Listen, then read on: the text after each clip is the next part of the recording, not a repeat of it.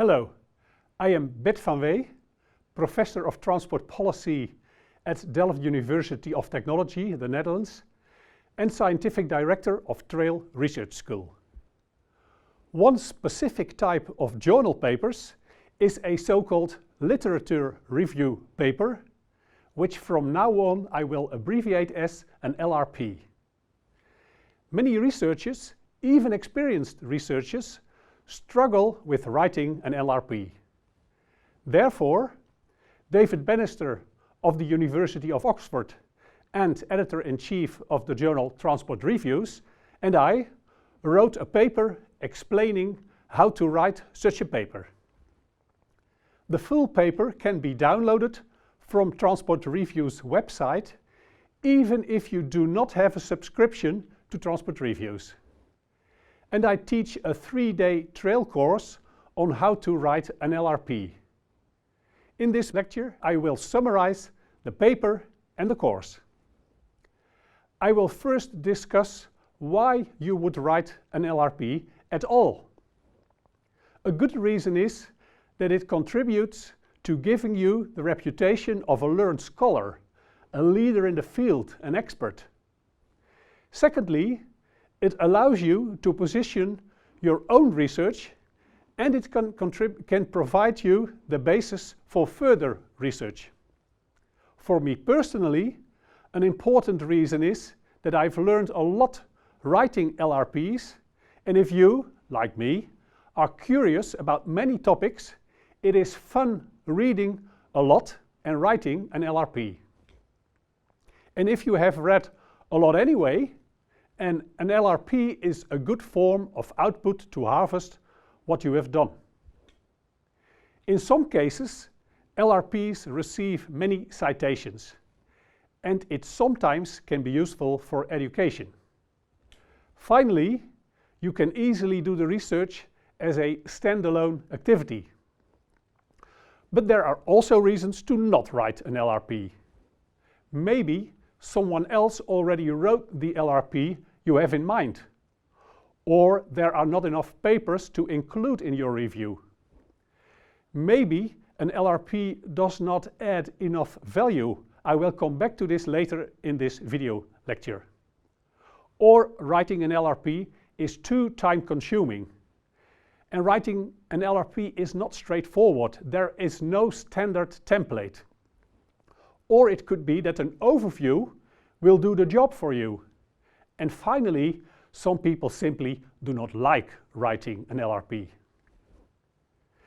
Next, I will give you some tips and tricks. I will first explain probably the most important message of this video lecture. Reading an LRP should add value over reading all the papers you review. If not, it is an overview and not a review. And journals in general do not accept overviews. They want added value. So what could be the added value? This table shows some examples. One option is that you synthesize what is already known and address gaps in literature or methodological weaknesses. Another option is that you provide an analysis of the methods or theories applied, including their pros and cons. Or that you list the gaps in literature resulting in a research agenda. Or you focus on the relevance for real-world applications. Or you derive a conceptual model from the literature. Next, it is important to realize that there are many kinds of LRPs. Whereas most research papers follow more or less the same storyline, there is much more heterogeneity in LRPs. In our paper, we present some examples that could be useful for you. In addition, the methodology sections of draft and even published LRPs is often weak. We advise you to make explicit which databases you used, which keywords or strings, which Boolean operators and or not, which languages, and timeframes. In some cases, an LRP focuses on a specific context, such as a selection of countries, and this should be made explicit. It is common to use snowballing. Forward snowballing implies finding citations to a paper, whereas backwards snowballing implies finding citations in a paper. We recommend making explicit if you used snowballing. Even if you applied subjective criteria, such as personal knowledge or brainstorming with experts, you should make this explicit and reflect on the strengths and weaknesses. Another choice to be made is how many papers should be included. Most LRPs review in between 30 and 100 papers. If there are too many papers, the solution may be to not include all papers, but to impose a stratified selection. This process should also be made explicit, and there should be a clear rationale for the logic of the process adopted for final selection. How should an LRP be organized? Although, as I explained, there is not one template, there is always an introduction which is quite similar to a research paper. Next, an LRP often has an overview of the literature reviewed, which does not contain any results yet, often in the form of one or multiple tables. Results are also sometimes presented in table form, either by source or in a form of clustering such as by world region, methodology, or type of results.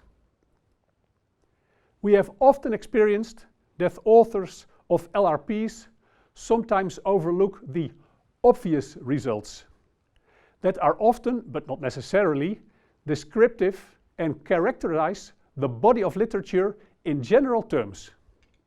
Examples of obvious results might include the omission of studies published before a certain date originating from the USA, or that all studies found significant impacts of variable A on variable B, or that 80% of the studies were carried out after 2005, or that recent papers apply other methodologies.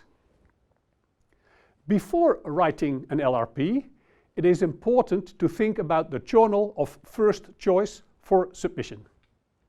Several transport journals do not accept LRPs, whereas others do. It is wise to read recent examples of LRPs published in that journal to get an impression of the tradition for LRPs. We hope this video lecture inspires you to write an LRP and that it provides some useful suggestions. If you consider writing an LRP, we recommend reading our full paper for more suggestions. Thanks for your attention, also on behalf of David Bannister.